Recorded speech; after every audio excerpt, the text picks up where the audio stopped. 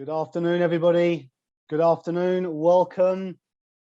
Welcome, everyone. Hi, Nick, Joe, Kate, Hannah, Darcy.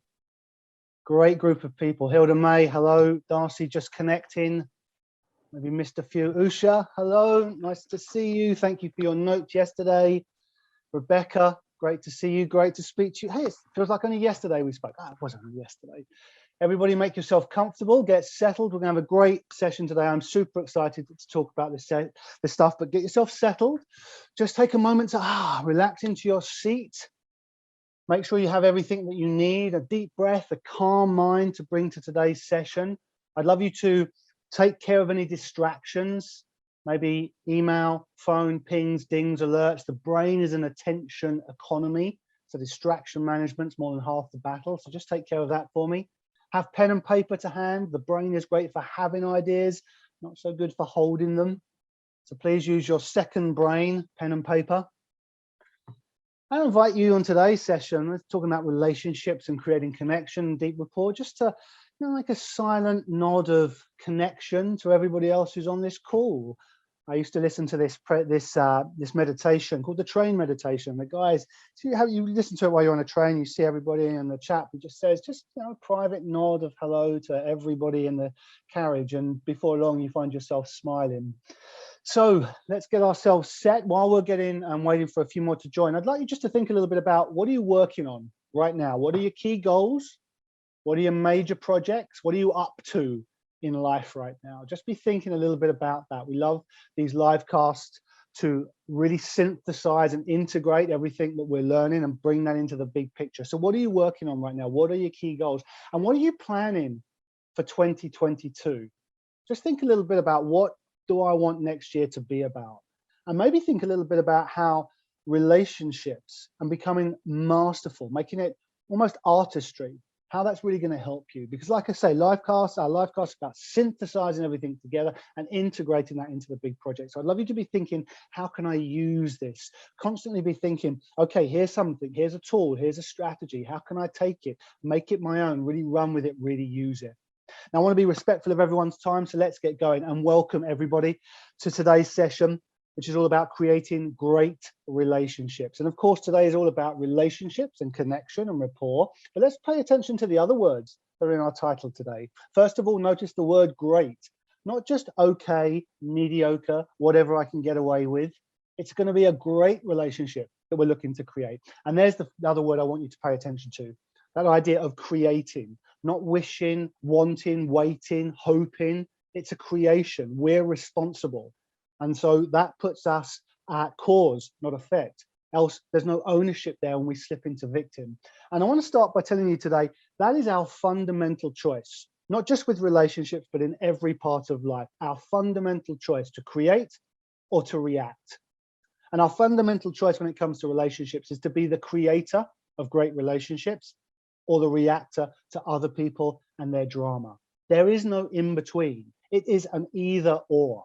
Now, maybe there's a sliver of neutrality in between those two, but broadly speaking, if we're not actively creating, the chances are we're reacting. And when I'm reacting, we're going to talk a little bit more about what that really means. But you know what I notice about when I'm in the place of reacting? I can only ever get it wrong. The things that I'm doing are only things I can ever get wrong, whereas creation is always something I get right. Even when it's not quite right, it works for me. And I love to hear from clients, from members of the community. I heard from someone, she's on this call right now. I heard from someone just yesterday, or maybe the day before, I responded to her today. And what I loved about her feedback, challenging situation, some difficult elements all around relationships, and then using that to really create something really powerful out of it. That's what we're going to be focused on today. And you know what? It's a great time of year. I mean, for everybody live, everybody watching this in the near future, December 2021. But you can pick any moment to be the year that you've just had. And I invite you to reflect on the 12 months that's just gone. What were the key relationships for you in 2021? Have a think about that. What are your key relationships in this year just gone? Now, some of those are going to be mainstay relationships. They're going to be people who have been there for quite some time and will be there for some time to come. Certainly in our personal inner circles, but also in our professional circles, people that we sit and work with. Some of these, though, are going to be new relationships. What are some of the new relationships that you've really enjoyed and that really contributed to you in the last year? And maybe let's think a little bit about what are some of the relationships that maybe I've neglected a little bit. Maybe I've not paid as much attention and given quality time to. So let's just think a little bit about what have been the key relationships in the last year. And then I'd like to give yourself a little bit of a rating. And you don't need to share it. This is just for you. Scale of 1 to 10, 10 being awesome, 1 being, what's been your rating this year for how you've looked after those relationships, the kind of quality of those relationships, how active you've been in creating them.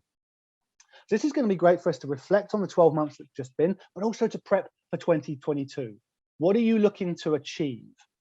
And given what your big goals are, your key goals, your major projects, the impact you want to have, the thing you want to make happen, who do you need in your corner?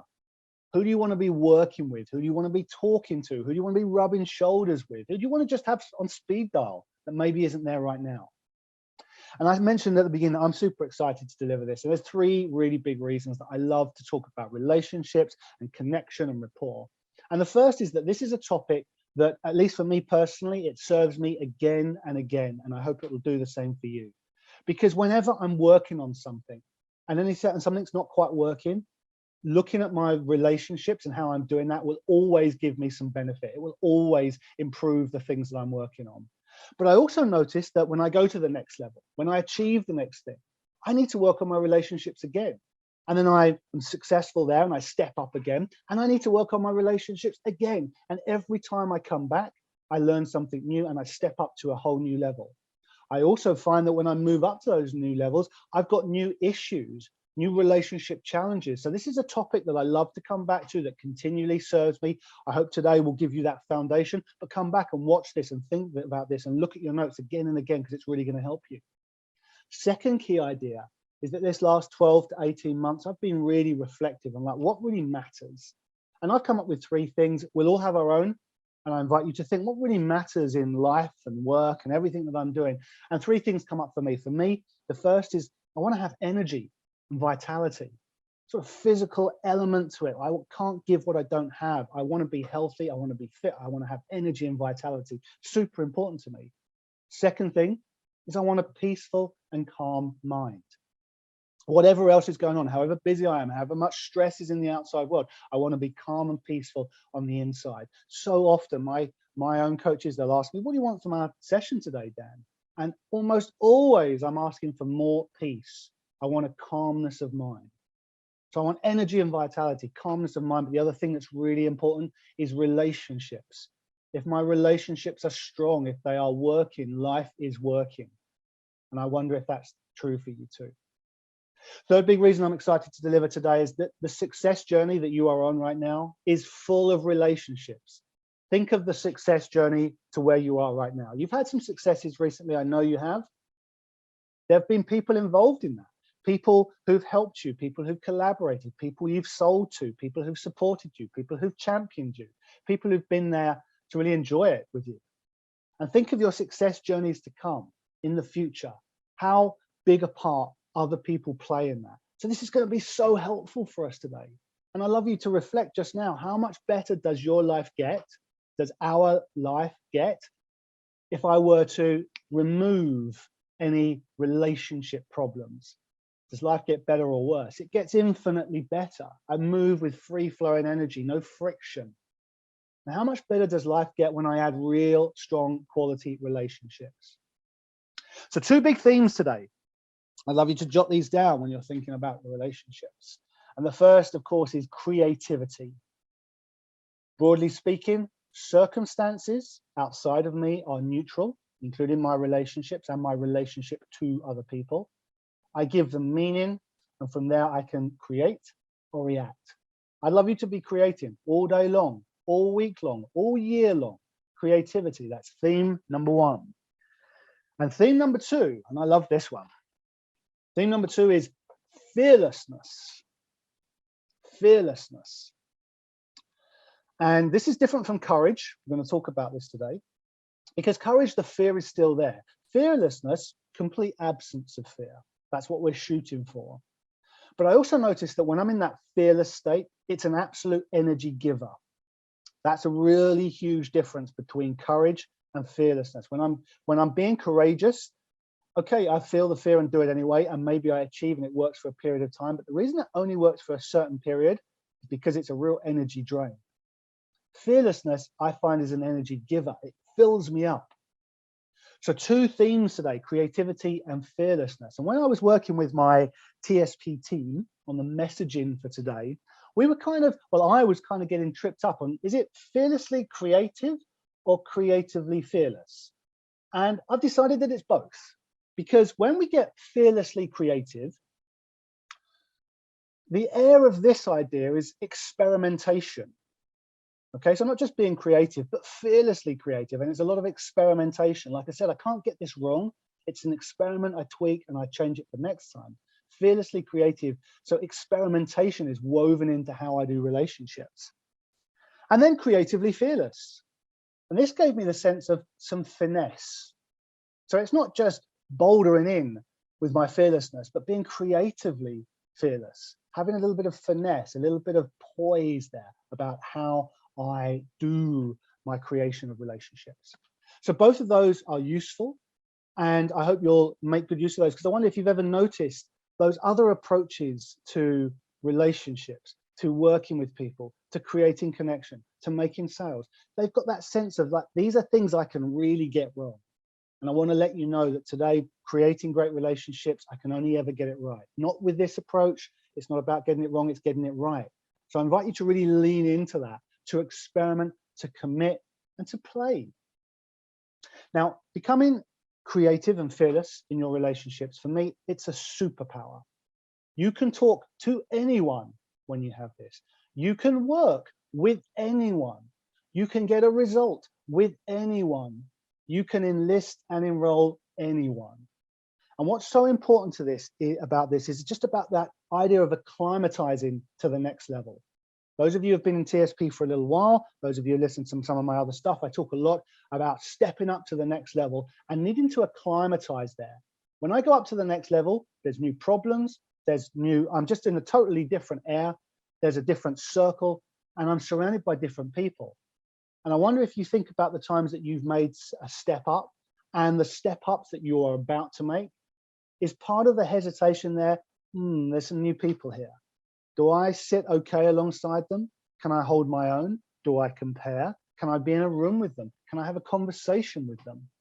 So becoming creative and fearless, it's this superpower that allows me to acclimatize to the next level, to be okay to be in any room with anyone, anytime, and have a great conversation, the key vehicle for creating a relationship.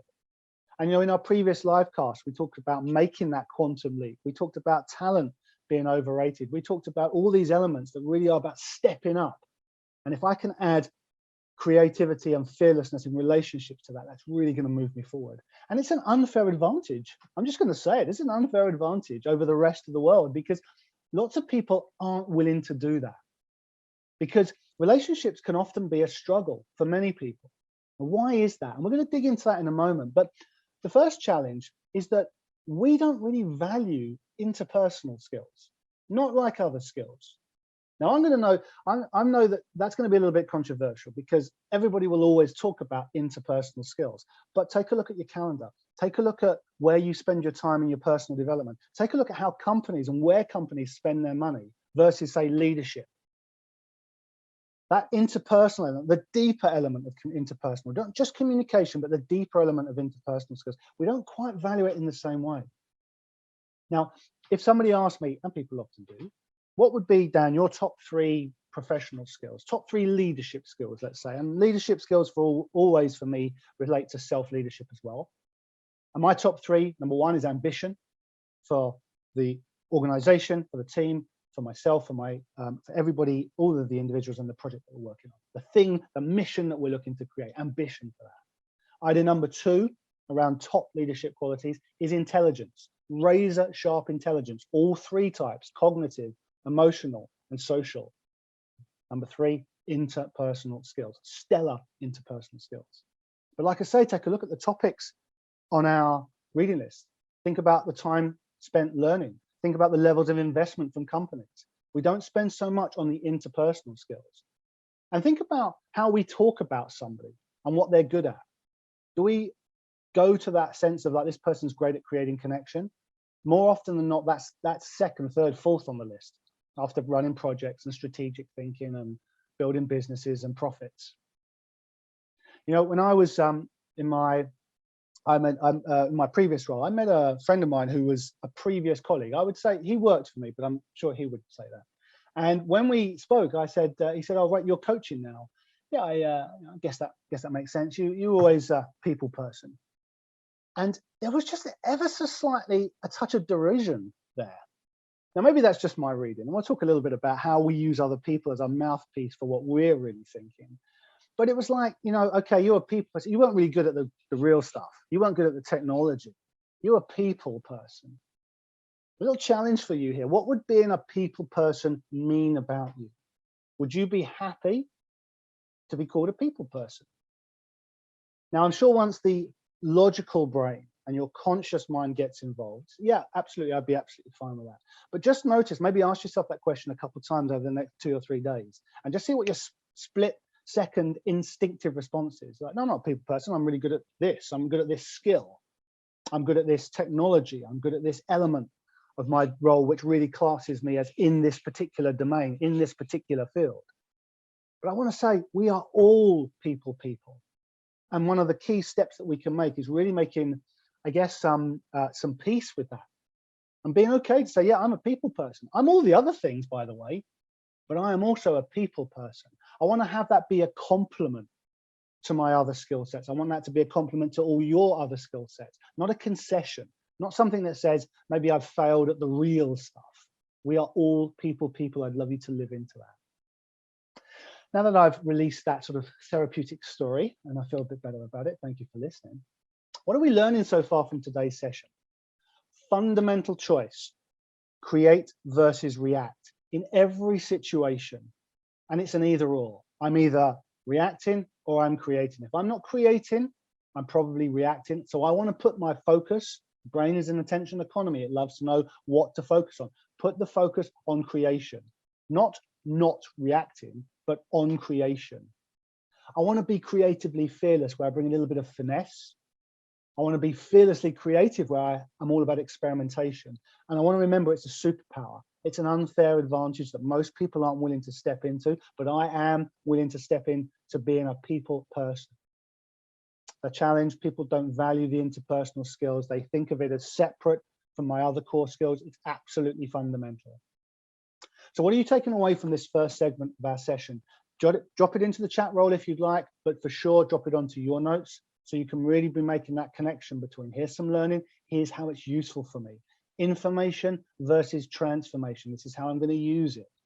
What is this making you think so far about your creativity relationship skill? How would you rate it right now? Don't share that with me, just for yourself. Top notch, give yourself a star rating out of 5 stars. You're a 5-star creative relationship person, or is it something that needs a little bit of focus? And what is this inspiring you to learn more about, to commit to make happen in the near future? I would love you guys to add.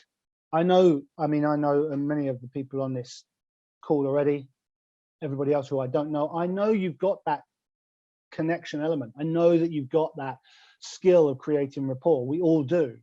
But to take it to the next level, mastery, artistry, absolute wizard with this stuff. And let's add this to the toolkit. And even if you're thinking, well, I'm not quite sure how it fits, I love to share the analogy of a jigsaw. I was doing a jigsaw earlier today. I love to do a jigsaw. Imagine a jigsaw in front of you, and this is your goal that you're working on. This is your strategy. This is the big project. And you've got a piece that's called interpersonal skills, stellar interpersonal skills. And I'd love you to put that into the puzzle. And the reason I love the idea of a jigsaw puzzle, the analogy, because 3 things happen. When I grab a piece out of the box and I put it into the puzzle, 3 things happen. The first thing that happens is when I put that piece in, the picture starts to form. The second thing that happens, and I start to see progress, I start to see how this fits together. The second thing that happens is there's less gap in what I've got. I know what I need to fill in and what I need to work on, what I need to add. And the third thing that happens is there's less to remove. There's less to pick from in the box. I'm getting clearer and sharper and more focused every single day on what I really need. So in today's session, we're going to talk about challenges. We're going to talk about getting fearless. We're going to talk about crucial conversations. We're going to talk about staying creative. And I'm going to share some ideas on minimizing reaction, maximizing creation, and a couple of interesting things to finish, a special invitation as well for you, so stick around to the end. I'll tell you right away, we've got way more than we've got time to do. So I'll give you just the gold dust, and if we need to come back another time, we'll do that. But today is going to be really focused on the best stuff. So let's get going. And I'd just like to bring us back to that key question. Why are relationships so often a challenge? And just take a moment to think, what are your key relationship challenges right now? And if those of you who are maybe working in a team, stepping into a new team, running a team, having difficulties with the team, you can drop those in there too. Same principles apply, broadly speaking, but of course there's more dynamism with a team because you've got lots of different people, lots of relationships, and the group relationship. Plus, when you're in the team, you've got those group development stages: storming, norming, forming, storming, forming, performing, norming, performing, mourning when somebody leaves. Did I get that even close? You guys know what I'm talking about. I can see you laughing, Nick. I'll get it right next time. So what are your key relationship challenges right now? Just have a little think about that. And I'd love you to jot down a few names on your pieces of paper. I'd like you to jot down a few words and a few names. So the first phrase I'd like you to jot down is interpersonal circle. I'd love you just to write that down in your notes. Interpersonal circle.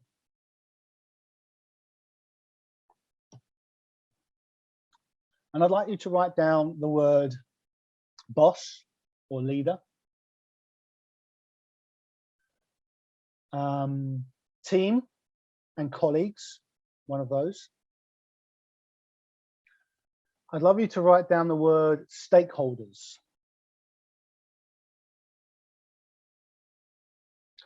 I'd love you to write down the words customer or client. And then I'd like you to write down the name of a specific person with whom you have a relationship problem right now.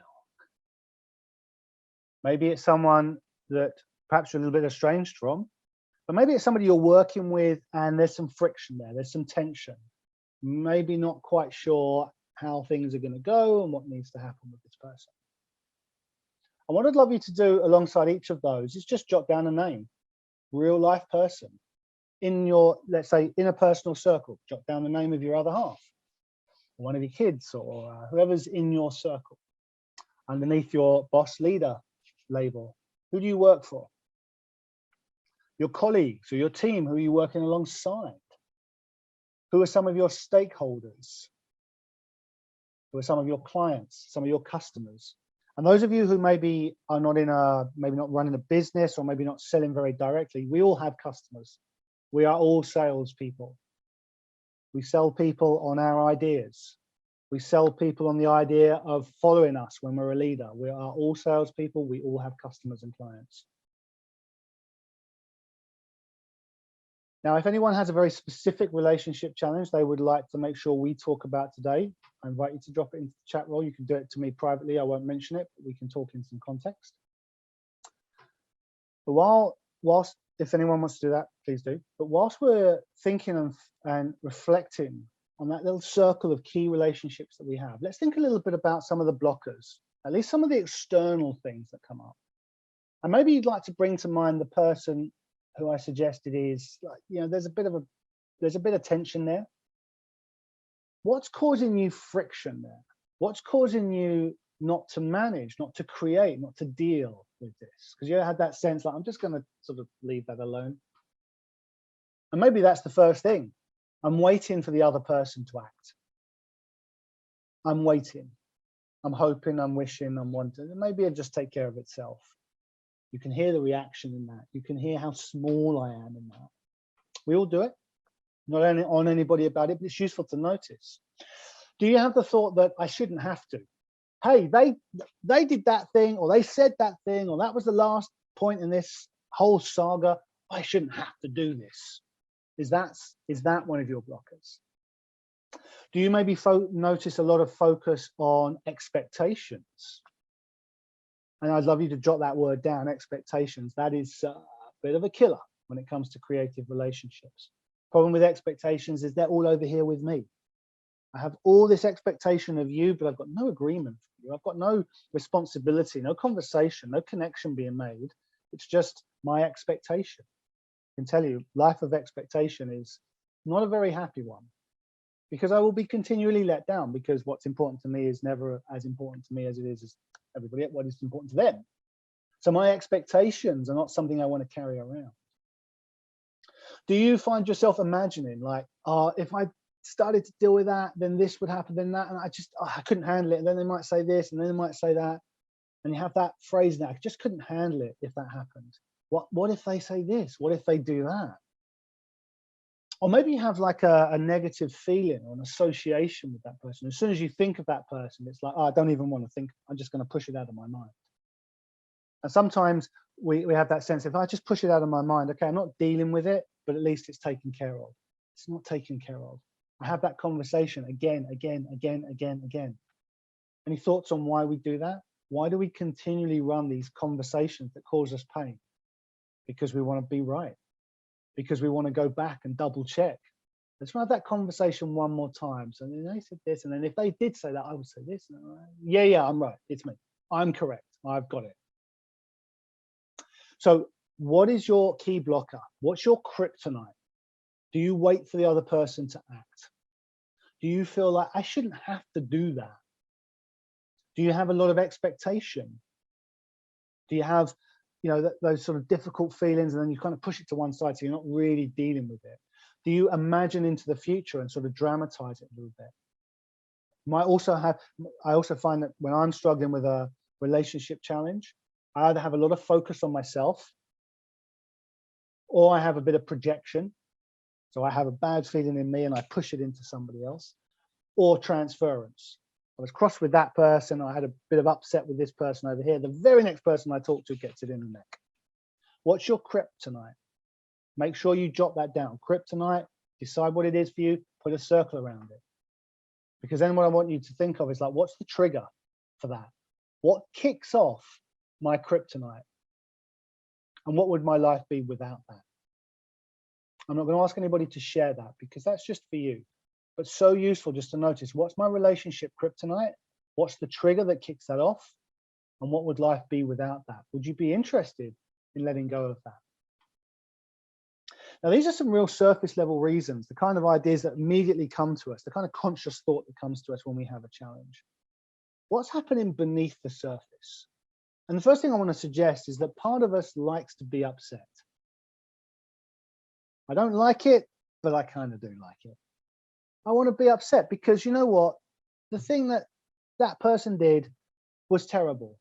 And I need to feel the same kind of angst and pain about it as is warranted by that situation. What they did to me was terrible. So I want to really feel bad about that. And I want to be angry, or I want to be upset. And it's that, have you read that idea of drinking poison and waiting for the other person to die? They don't know that's going on, but it feels like I'm punishing them by making that feeling really upset. But it's not working for us. But let's just notice for a moment, part of me likes to be upset. And if you find that, you find yourself in that space, one of the games I like to play is, okay, I'm all right. I'm not quite ready to stop being upset yet. And then the other part of me says, when would you be ready, Dan? 5 minutes enough? You've got 2 minutes. You've got 2 minutes to be upset, then we're back on track. It's a little fun game to play in your mind. So reason number one, part of us likes to be upset. Reason number two, it feels like it's going to be a lot of work.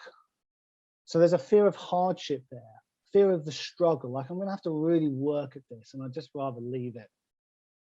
But anybody who knows anything about that fear of hardship, that really is just a fear kicking in. That's just, my ego doesn't want to say it's fearful. So it just says, oh, it looks hard, it looks difficult, and I'm a bit lazy, or I'm a bit tired, or I'll do it tomorrow. That's a fear coming through. I want to pay attention to that. And here's idea number three. And idea number three is feelings. This is a really big issue in relationships. Feelings. Now, I wanted to put this up because it's a bit controversial, because hang on a sec, Dan, we're talking relationships. Isn't it all feelings? And everywhere else in life, aren't I supposed to be open and emotional and in touch with my feelings? And I'm all for that. But here's the issue. we cannot create when it's nothing but feelings. You can certainly have the feelings, but when it's nothing but that, and when they consume me, I cannot create from that space.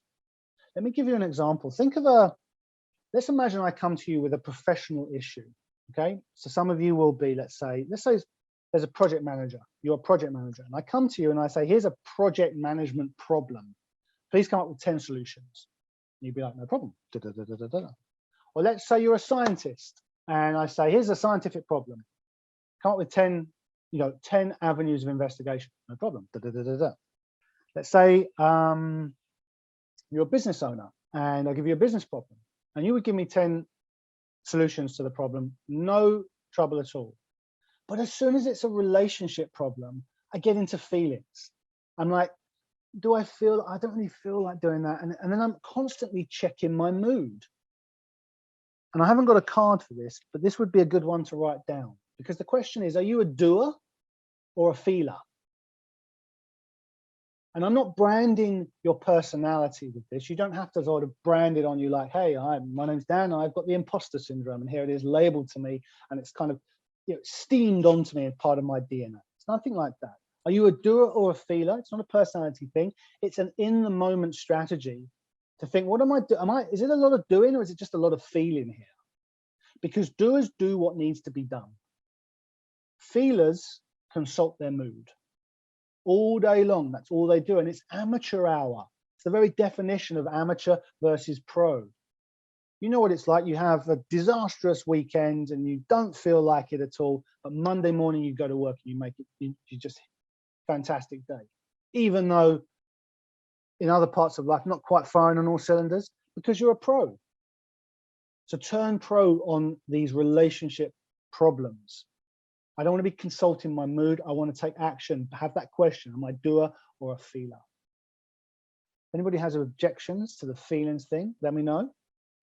But just an idea to offer a little bit of counterpoint to everything else that we talk about in terms of emotion and working with relationships. Now, from here, what we want to do is we want to create a shift from this idea of fear. There's quite a lot of fear here, right? When I'm, wanting to stay upset, when I'm worried about the hardship, the struggle of the journey, when there's a lot of feelings involved, there's a lot of fear beneath that.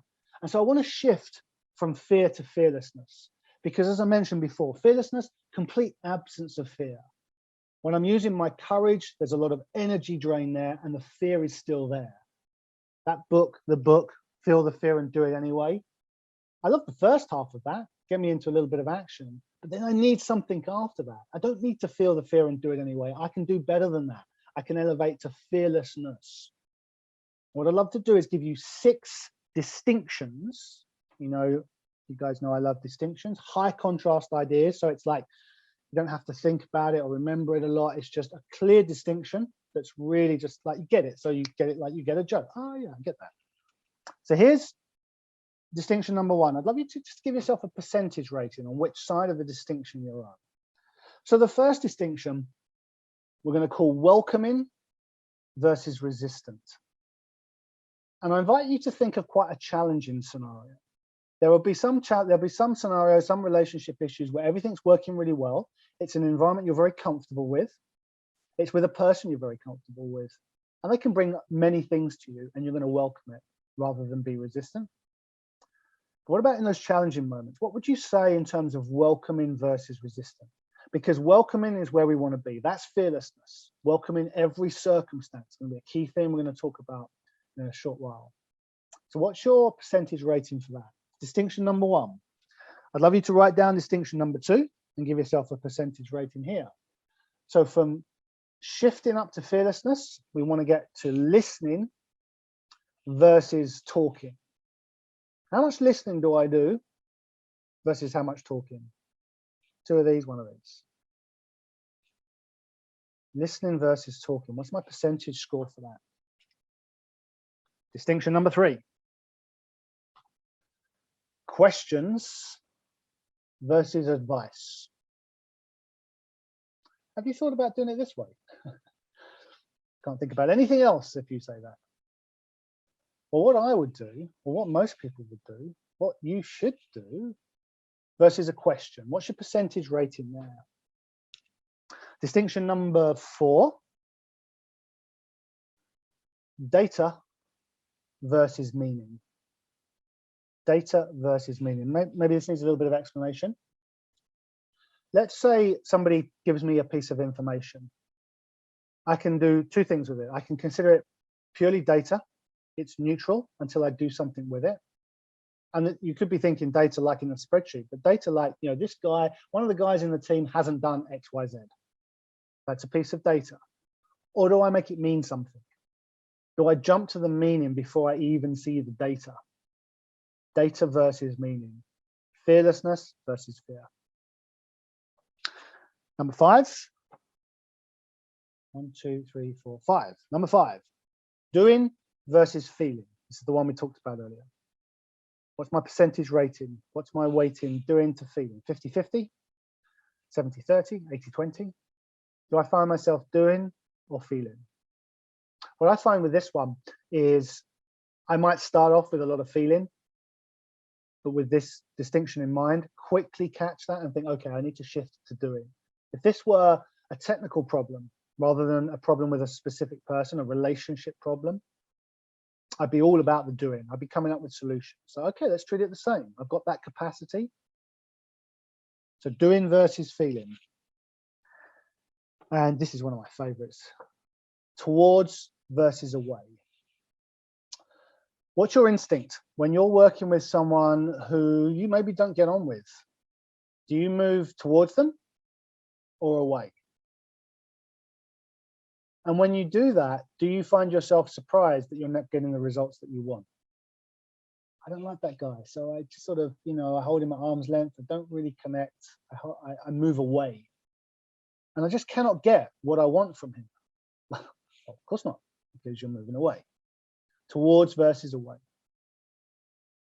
So 6 distinctions: welcoming versus resistant, listening versus talking, questions versus advice, data versus meaning, doing versus feeling, and towards versus away. What's your key insight here? What are you learning about yourself in those crucial moments where you're engaged with someone, talking to someone, working with someone, you know, negotiating, working through a conflict, resolving an issue, turning around a project, dealing with some, you know, difficult dilemma? What are you learning about yourself, and how can you make use of these distinctions? Where will you pin them up on the board or on your desk so that you can be thinking, okay, things aren't quite working here. Maybe I can just shift to a little bit more toward than away. Maybe I can just take a moment, not put a lot of meaning on this, and think about the data. Maybe I can listen rather than talk. Maybe I can ask questions rather than jump to advice. So what are you learning about yourself here? What opportunities do you see for shifting to fearlessness? Think of your key challenges. Think of the people around you. Think of what you can do just because for your team. Nothing quite so uplifting as an unexpected gift. So what can you do for the people around you? And how can you use those distinctions? And what I'd like you to do is I'd love you to grant yourself one action that you're going to take in the next, let's say, 48 hours. And I'd love you to give yourself one forcing function around that. So here's how it works. Choose a person with whom you would like to strengthen your relationship, deepen the connection. I'd like you to think of an action that embeds some of those distinctions we've just talked about. Maybe it's a phone call on which I'm going to ask lots of questions and do lots of listening. So give yourself an action, person, action, and then a forcing function. What's a forcing function? Psychologists use that phrase all the time. It means something that forces me to do the thing I'm saying I'm going to do. Accountability partner, making an investment of money, setting a deadline, setting up the meeting, sending the email before I get a chance to change my mind. Those are forcing functions to make me do it. So drop it into the calendar, or fire up an email ready to go, or jot it down on your to-do list. And don't let yourself tick it off the list until you've put some time on the calendar to have that conversation. Now, on the subject of conversations, we're going to move on. And the vehicle for creating great relationships more than any other is the conversation. And we have something in the world called Crucial Conversations. There's a good book on this, Crucial Conversations. If you're interested to dive deep, this is a good book. Now, it could be a huge topic. So I want to give you just a couple, 3 things here around crucial conversations. And the first thing is I want to give you the idea of a crucial conversation. Add this to your vocabulary. Put this in the toolkit. Know that there's such a thing as crucial conversations. I know you know this, but let's really bring it into keen awareness. Because have you ever had that situation where, let's say you're walking down the corridor at work and you go to the water cooler and you see boss, or you say, let's say a team leader from a competing team, and you're just chatting. How's your weekend, Dan? Yeah, good. You see the football, you see the rugby, and you're sort of chatting. And then they ask a question or they make a suggestion that suddenly moves the conversation into a different space. It's like, we're not buddies and friends anymore. You're finding something out about our competing project, or you're sort of starting to send me, you're trying to find out something for this meeting that we've got coming up. And suddenly the conversation's just got a little crucial. And they slip in like nobody's business unless we really bring it into awareness that there's such a thing as a crucial conversation. Now, what do we mean by a crucial conversation? Usually when the stakes are high and emotions, they have the opportunity for emotions to run pretty riot. It's usually quite a tense subject, high stake conversation. But because it's a conversation, we have many conversations at different levels. If it's not formally set up like a big meeting, it's easy to miss this. So we want to have 2 skills when it comes to crucial conversations. The first is to notice that I'm in a crucial conversation, but that's where the conversation's just gone. And the second is to then hold the space of that crucial conversation. Let's imagine you're a leader and somebody in your team comes to you and starts chatting, and it's all very casual and no problem. And then they ask you quite a poignant question, especially given what happened last week, or some big tense moment, or something somebody else in the team has said to you. I want to notice that I'm in a crucial conversation. Stakes are potentially high, and you might notice that in your emotional center, your gut, head, heart, gut, that's where your emotional center is. That's why we have butterflies. You might get a bit of a sense that something's off here. We really want to pay attention to that. So let's have the skill of noticing that we've dropped into a crucial conversation. And then what we want to do is hold the space. And there's 2 things that we're looking to do when we're in a crucial conversation. And the 2 are huge words for me in any kind of communication and relationship. Number 1 is safety. And number 2 is space. I'd love you to jot those down. Safety and space. If anybody took those 2 words into a conversation, I can near guarantee you would have a better conversation than if you weren't already thinking of those things. Because nothing really happens between 2 people without the safety being there. For a conversation to work, for connection to happen, for rapport to be established, there needs to be a sense of safety. The human brain, its primary function, survival. It wants to monitor the environment for threat. It is very biased to the threat. I can say the most innocuous thing. Can I give you some feedback? Threat response. Can I see you in my office at the end of the day? Threat response. All sorts of just little phrases that drop into our language, which raises threat in people. And when that happens, safety is lost. Now, in your conversation, here's a key skill I want to give you. The way to notice that safety has been lost is one of 2 things: communication silence or communication violence. Communication silence, people go quiet. People step back from the circle of conversation. People mask, they obfuscate, they change the subject. All different versions of going silent on a particular topic. Build the skill of noticing that. Communications violence is a lot easier to spot, but a lot harder not to react to. Because communication violence is finger pointing, blaming, criticizing. So how do we reclaim our sense of safety? And I have a model for that, which I had a beautiful card for, but now I've lost it. So I'm going to tell you the model, and the model is in case. So I'd love you to write that down. In dash case. In stands for inclusion. C stands for certainty. A stands for autonomy. S stands for significance. And E stands for equality. Now, how is this relevant? Well, the relevance here is that think of any relationship that you want to deepen, anything that you're starting to work through. If you want to promote safety in that conversation, in that relationship, make them feel included. Give them certainty about what's coming. Give them some autonomy, some control. Would you like to meet now or at the end of the day? Give them some certainty. We're going to talk about Project XYZ. I'd love to get your feedback. Give them some significance. Hey, you know, you're the expert on this. I'd love to get your input. I'd love to get your feedback. Equality, have that sense of fairness. So crucial conversations. Notice you're in a crucial conversation. Look after the safety with the in-case model. And then just think about space. I don't think I've seen any communication or interpersonal development literature that mentions the idea of space. But it's such a beautiful idea. It's such a beautiful technique to use. Imagine you're in a conversation with someone, especially if it's a little tense. Is there enough space in this conversation? Just by asking that, you notice you're maybe talking a little too much. You'll maybe notice the person doesn't have enough time to think or consume. Is there enough space here? So a little challenge for you here is to go out into the world and spot those crucial conversations, but don't do it. I'd love you to practice that in a safe space.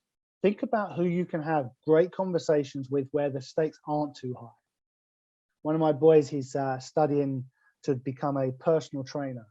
17, 18-year-old bunch of boys, they're all going for their 1 rep max in the gym.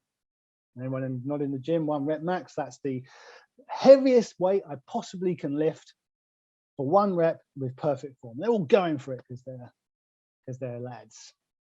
But we don't actually develop and grow with our 1 rep maximum. We need to work the muscle. It's the same thing with crucial conversations. Don't wait for the huge conversation. Don't wait for the real, make or break moment. Think of where you can practice this safely.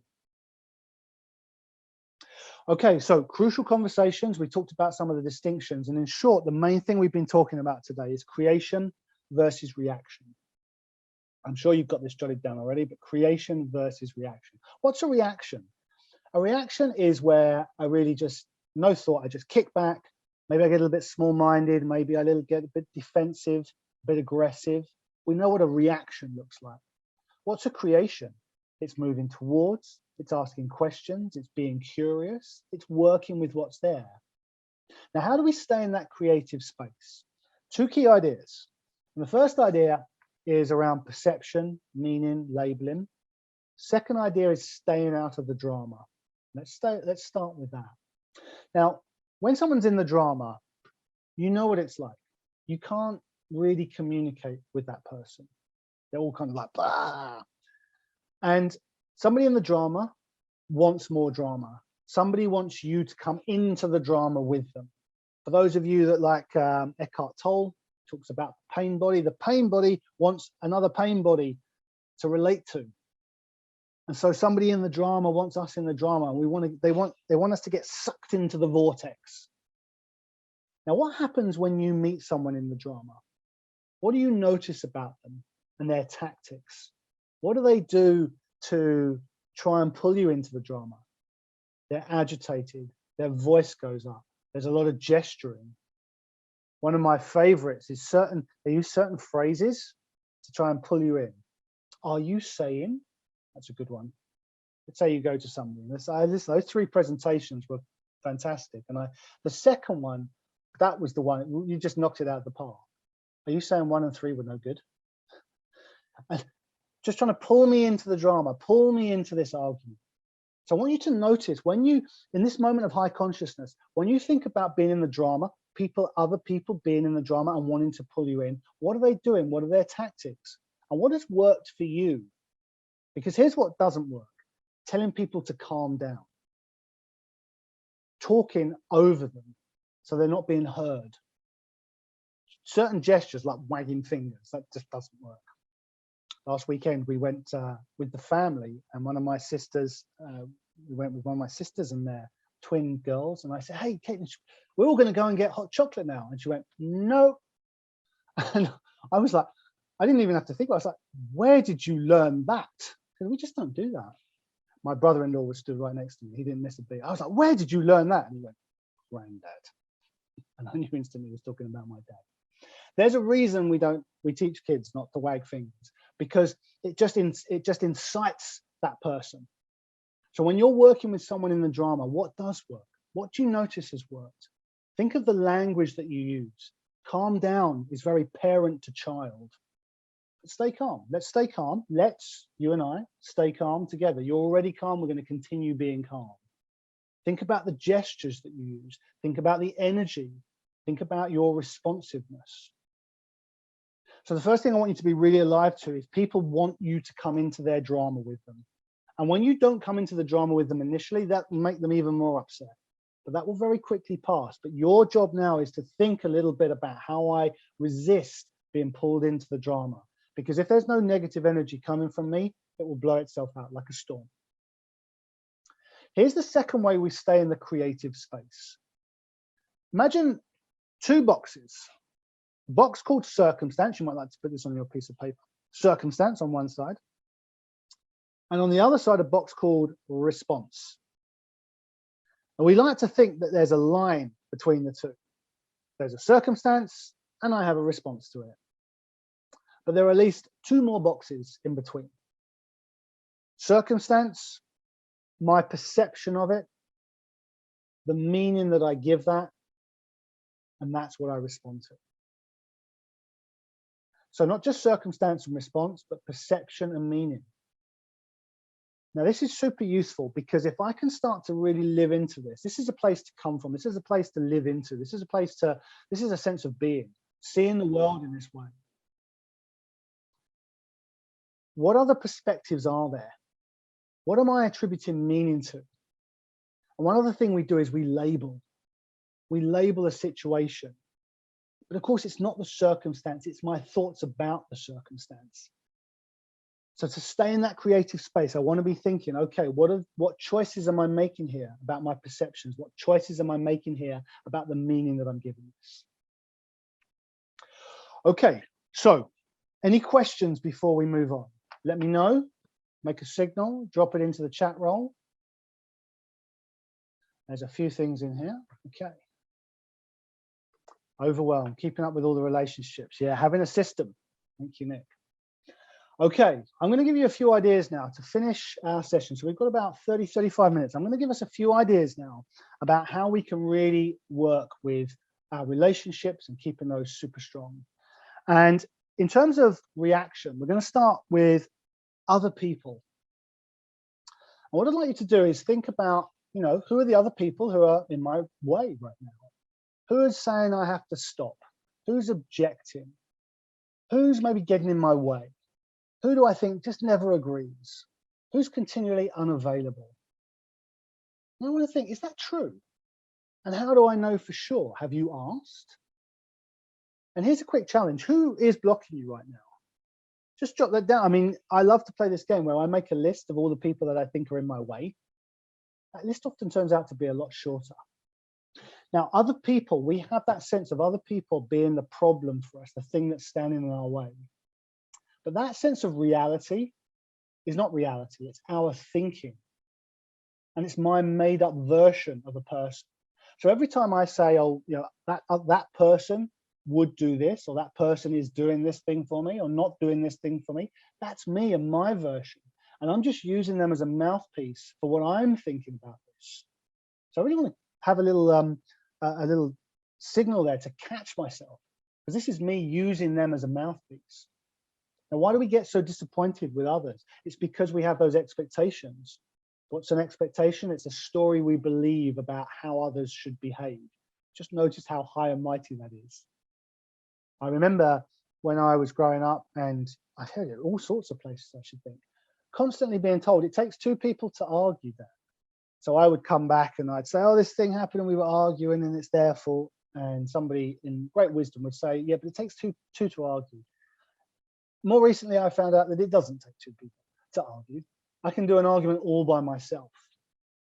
So a quick challenge here. Where do I have expectations of people? And I love you, 3 strategies around other people. Love you to think, first of all, to drop all expectations. And if you want to work and co-create with people, have an agreement. So that's job number 1, drop all my expectations, because my expectations over here with me, not working with the other person. Secondly, I'd love you to do that thing of creating a list of everyone who you think is in the way right now. Because in our mind, when I'm just sort of pontificating about it, it feels like a very long list. When I put it down on paper, it really isn't as many people as I thought. And now that you have your list, here's the third thing I'd love you to do. Go connect. Go talk to that person. Have no agenda. Just have a conversation. Ask questions. Move towards. Be interested. Listen more than talk. And see if you come away from that conversation still thinking they're the blocker that you thought they were previously. So that's idea number 1. Other people. That's part of the reaction space. And I'd love you just to drop expectations, create that list, go connect with those people. The second idea around expectation that I'd like to share is around judgment. What we judge in another, we strengthen in ourselves. Have you ever noticed that? When we judge something in another person, we strengthen it in ourselves. And that begins with judgment itself. When I have judgment of someone, I've worked with many people who have said, who have been very judgmental about something, and then have latterly said, I've just noticed how judgmental I am being right now. Notice that we judge maybe some superiority in other people, and we strengthen that in ourselves as soon as we do that. We judge other people for trying rather than committing. And in that moment, we are doing more trying than committing. We might judge someone as uncaring, but in the meantime, are strengthening a sense of uncaring in ourselves. If I judge somebody else as victim, that's starting to make me a victim. When I judge reaction from someone, that makes me reactive. So what we judge in another, we strengthen in ourselves. So I always want to catch that. Any level of judgment, I really want to catch that. Another aspect of reaction that comes to us is we bring the wrong energy. Have you ever thought ahead to a meeting? So you've got a meeting coming up, and the meeting's going to be with somebody you know and are not crazy about. And you're like, oh man, I have to meet with this guy. Just notice how much association, how much energy, negative energy association you have with a person. And on the basis of that, what's your energy for that meeting? How are you showing up for the meeting when you think, oh, you know, I'm going to work with this guy and he always says no and nothing really works and it's always a bit of a downer. So even before I've got there, my energy isn't in the right space. So how are you showing up? You also might like to think, what's the experience of you? When people are going to have a meeting with you, what are they thinking? Are they coming to you go, yeah, I cannot wait to work with this. I cannot wait for this conversation. This conversation is always up. It always works. It's always great for us. So what's the experience of you? I've never really thought of myself as an experience. Just a point of reflection. What's the experience of you? What energies are you bringing?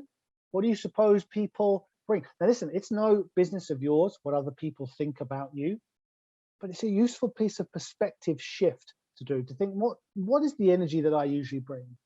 What is the experience that people have of me when they're in meetings with me? So what's your key commitment here going forward? 3 things that we've talked about so far in the reaction space. Other people, maybe not the problem we think they are. Having a lot of judgment, bringing the wrong energy. What's your key commitment here going forward? And choose someone, challenging when you think about this. What will you do for that next meeting? How will you show up with a different energy, an energy that will really get you the result that you're looking for? The next idea I want to just share with you and around the reaction space is resistance. Now, pretty much all we've been talking about today has been about resistance. Here's the thing, don't resist resistance. Get into their resistance with them and really understand and learn. Now, when somebody comes to us with resistance, our natural default response is to resist. You come to me with resistance, I resist that. What I'd love you to do here is ask a question. So they push back, they have some resistance. Ask questions, be curious, find out more. Get specific. And what I'd also love for you to do in the resistance space is just develop a little skill around empathy. Now, For those of you who are in the academy and have seen this month's challenge around empathy, and I'm going to share a little handout with you guys at the end to help with this. When it comes to having empathy for someone, imagine somebody comes to you with an issue, and let's say the issue is they can't stick to a certain habit. They're having trouble with their diet, let's say. And for you, diet is just no problem. Notice that with the content of that, you're going to struggle for empathy because you just don't get it. It's like, I don't get that. That doesn't compute for me because the thing you're having an issue with is not an issue for me. So what I love to do is when somebody brings something to me and they're obviously upset, and I listen to the content and I notice how they seem to be feeling, their reactions, their gestures, and so on. Two ideas: content and their state. I don't weave those two things together. I separate them. And then given their state, I think of my content that moves me into the same kind of state.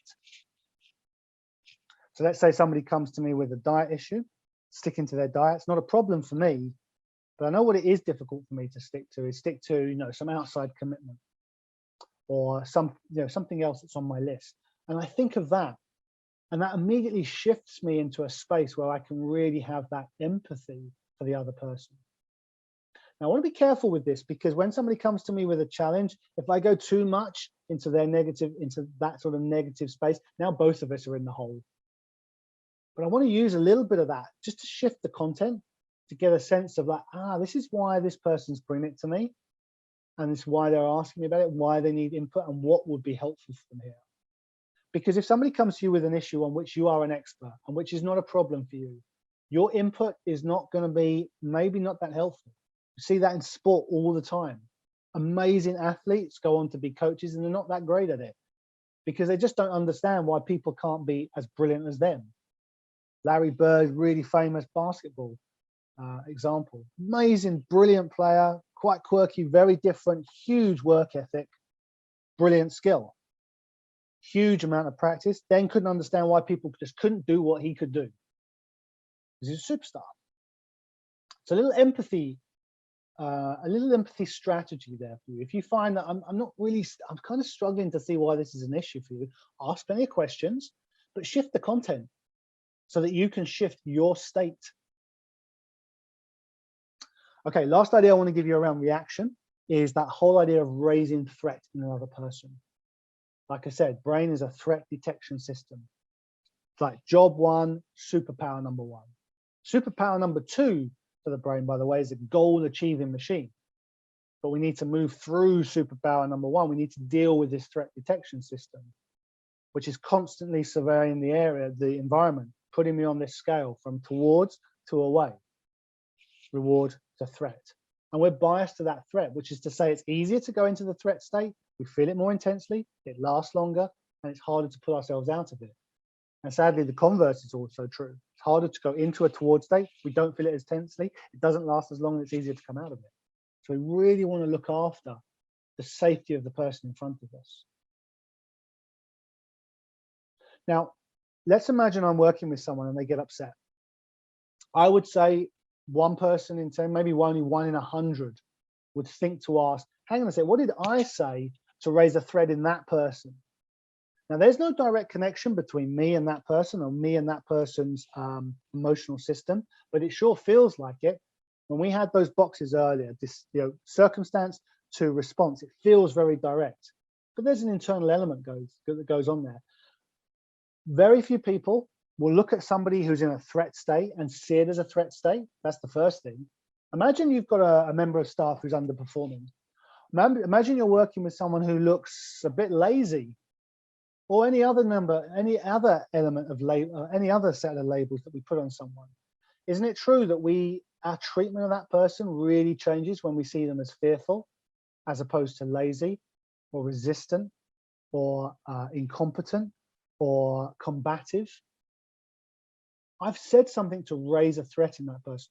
Be the one person in 100 who thinks to ask that question. Now, if somebody I'm working with, somebody I'm talking with, if somebody I'm communicating with seems to be in that threat state, I want to ask, did I look after that their element of safety?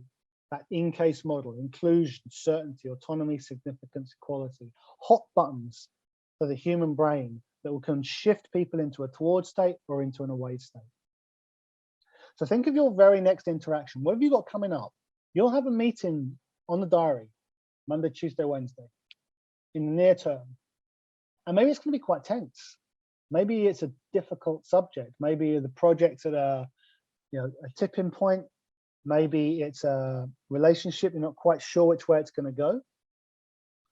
Whatever your outcome, your target, desired outcome, what are you going to do to set up to look after the other person's in-case model? And how will you question your threat-raising action? If you say something that raises threat in a person, what will you do to just unwind that? So a few key ideas there about all around the reaction space are the people, judgment, bringing the wrong energy, resistance, raising threat. Let's just take a moment to think, what are we learning here? What's key? What's useful? What's been your favorite insight so far? Let's start with some of the positives. What's currently not an issue for you? What do you currently do really well? Are you really good at holding on to the judgment and not being judgmental and being very open? Are you great at bringing the right energy to the meeting, whoever the audience? Are you great at working with resistance, asking questions? Are you good at looking after people and making them feel safe in the moment? What are some of the mistakes? What are some of the things that you may be a little bit guilty of in the past? Maybe I am a little judgmental. Maybe I do have a little bit of resistance to the resistance. Maybe I do kind of jump to the argumentative sometimes. What would be a correction strategy? And those key distinctions, which are the key ingredients are you most excited to apply? What are you most excited to think, great, I'm going to use this. I'm going to take this, run with it. I'm going to do something with this. So think about how this will help and support your relationships. Think about your next move. Okay, let's move on to creation. Let's be creative. And I want to share some really powerful strategies with you here. And the first is this idea of welcoming every circumstance. And I'd love you to write this down because this is a place to live. This isn't a strategy to call on occasionally. This is a place just to be. So this is less specific strategy. It's more a way of just sort of being in the world. And sometimes we're going to catch ourselves saying, well, if I could just get through this circumstance, if I could just take care of these things and these problems, then everything on the other side is going to be great. But you know, when I get to the other side, it's still the present moment. It's still everything else that's going on. So I want to work with what's right here, right now. I want to be the kind of person who welcomes every circumstance. And here's a question that you can use as a self-prompt. It goes like this. What's good about this that I'm not seeing yet? What's good about this? Imagine you were working with a coach. You can absolutely imagine your coach asking you that question. Or be your own coach. What's good about this? Maybe I'm not seeing it yet, but what's good about this? Find the perspective, welcome the circumstance. This is the clay that you're going to work with. This is the stuff of life. This is what we want to have. We want these challenges. Come on, bring it on. We can figure this thing out. Let's work with it. And I mentioned I got a great email from one of my clients, one of our community members, working with some difficult elements, some difficult situations. And what I really loved, and I sent her a note back today just to say what I so loved about what she was doing is in adversity was welcoming that and creating something even more powerful out the other side. So let's be the kind of person who welcomes every circumstance. Whatever comes up, we can deal with it, and we're going to build something really strong out of it. You ever had that experience? I'm sure you have, where the relationship has really, a close relationship, but it's taken a turn for the worse, and it gets to a real tipping point. And we have this huge storm of a conversation, but actually we come out the other side stronger. But let's imagine if we could have that kind of outcome from every single circumstance that comes our way. What's good about this that I'm not seeing yet? Just what's good about this? 4 big words to help shift the perspective and get back to creativity. Okay, the second idea I want to give you around being creative with relationships is to be in their world.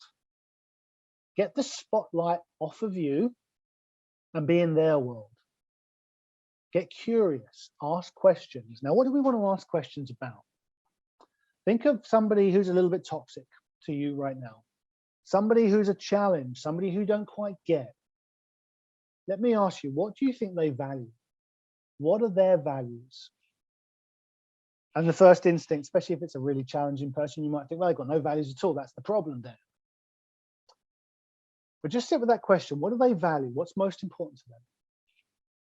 Here's the second thing I'd like you to think about. What do they believe? I'm doing my project this way. This person is doing it a different way and it will not work.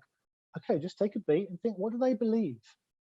Something here has them believing that is the right way. Something there is important to them. And beliefs, we go to war for beliefs, literally. Beliefs are important. So what do they believe? And the third thing I'd like you to ask around, values, beliefs, motivations. What's their motivation? What are they what's actually going on here? What will really help them? So be in their world and use that empathy skill that we talked about, shifting the content so that their content doesn't have an emotional drain on you, doesn't have an emotional impact on you. Shift the content so that you can be in that same kind of space. Okay, next idea. Being okay with no. How much better does life get if you're okay with a no? Who's okay with a no? Does it depend on the circumstances? From time to time, maybe. We can have anything we want as long as you're willing to ask 1,000 people for it. I think that was a Byron Katie phrase. And people said that's not true because I want $1 million and I just go and ask 1,000 people. Nobody's ever tried that because nobody ever does. We ask 1 or 2 and then we give up. And we give up because of no. Now you can ask anyone for anything if you make it okay for them to say no.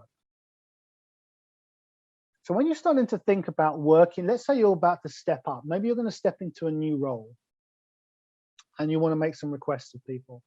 Let's say you're running a program and there's some conflicting ideas. Let's say you're stepping into a new job or a new department. Let's say you have some new boundaries you're going to need to hold and you're going to need to go ask for something here. How okay are you with a no? And what do you need to do to make it okay for them to say no?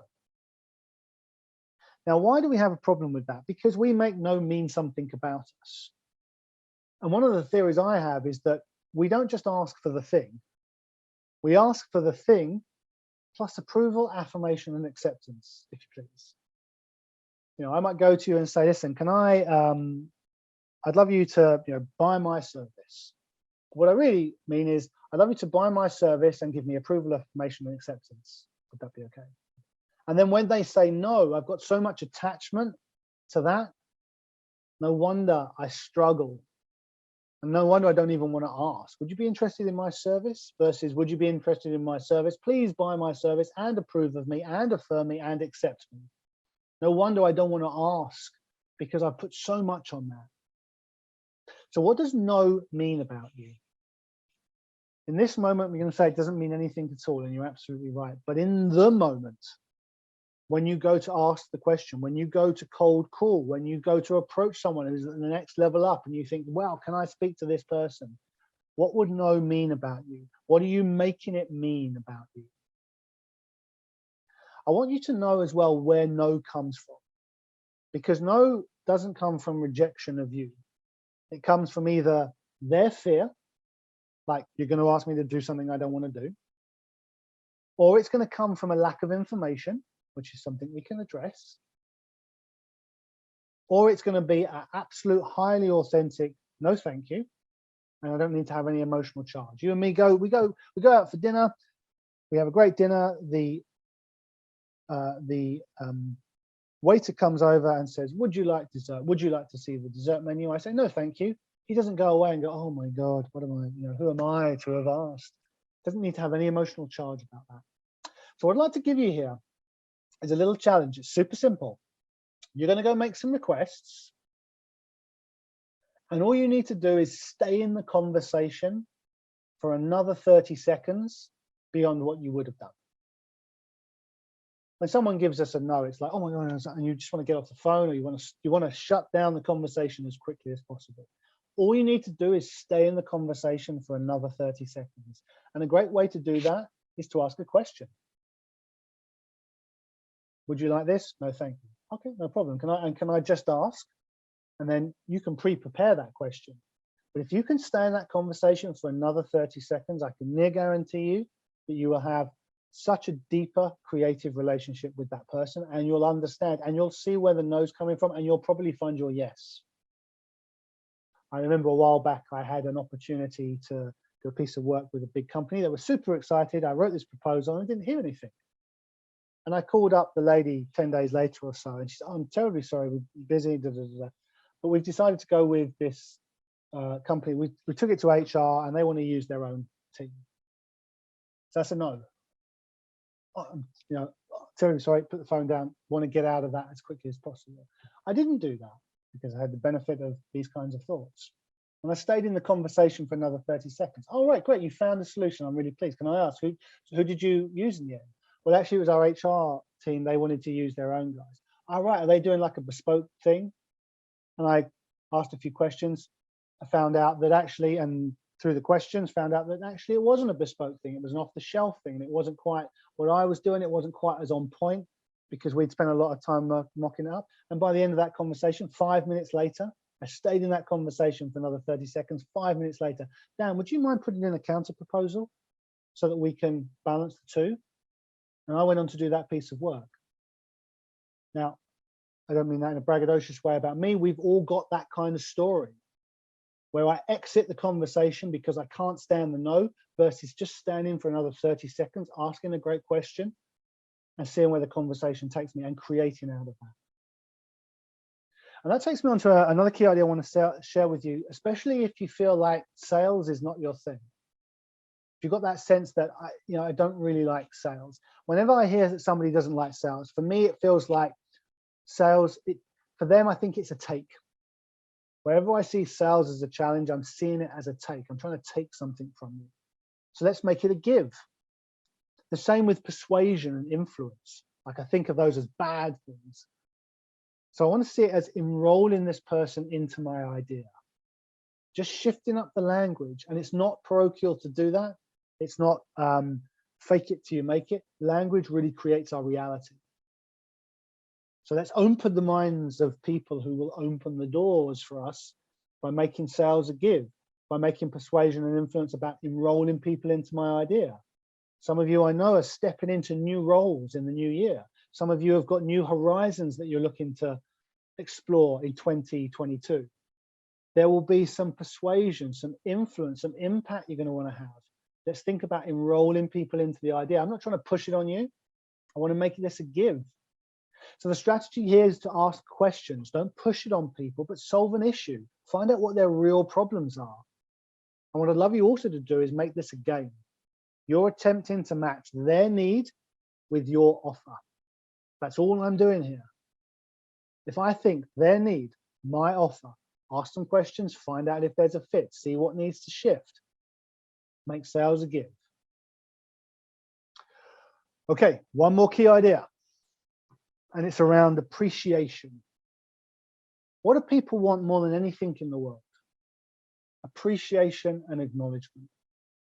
Now, we could finish that question a number of ways, but in the professional space especially, my personal opinion, maybe you have some ideas too, that more than anything, people want appreciation, acknowledgement. They want to be seen, they want to be heard. What I love about the word appreciation is it has two meanings. The first meaning is a recognition of the worth of something, the true worth of something. So I appreciate that because I see the real worth of it. But appreciation also means to grow. And I wrote an article a short while ago called "What We Appreciate Appreciates." So I want to put attention on the things I want to see more of. Let's say I'm working with someone who's a little difficult. Let's say I'm working with someone who's good but could be great. And I want to create the kind of great relationship with this person that I can inspire them. I want to put attention on the behaviors I want to see more of. I want to appreciate that.